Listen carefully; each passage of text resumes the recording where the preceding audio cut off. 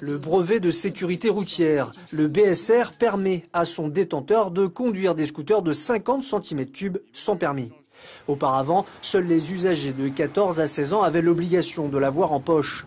Le gouvernement a décidé d'étendre cette obligation à tous ceux qui n'ont pas le permis pour des raisons de sécurité. Beaucoup d'autres personnes attendent sans passer donc ce brevet et vont sur la route où il y a de nombreux accidents. Donc en fait, on a étendu cette obligation aux plus de 16 ans. Ce qui permet maintenant toutes les personnes concernées, voitures électriques, petits vélos moteurs, vélos, etc., seront obligatoirement au moins 3 heures de formation en auto-école et quelques éléments de base qui permettront d'éviter les accidents. Je vous rappelle, 76% des accidents sont avec des deux roues.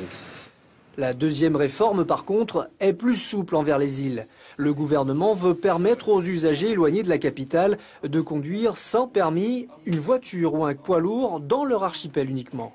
Le document sera délivré par un gendarme ou un inspecteur de la direction des transports terrestres.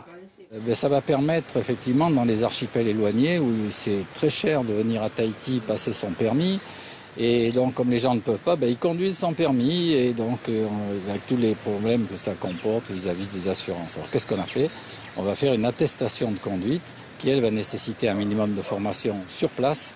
Enfin, le gouvernement se met à jour avec la France métropolitaine en proposant un permis plus petit, format carte de crédit, comme un permis américain. Aucun modèle n'a encore été établi, mais on peut déjà dire qu'il comportera les sigles de la Polynésie française, de la France et de l'Europe. Et comme la carte de crédit, il aura une bande magnétique à l'arrière et pourra même donner le groupe sanguin du détenteur et préciser s'il est donneur d'organes.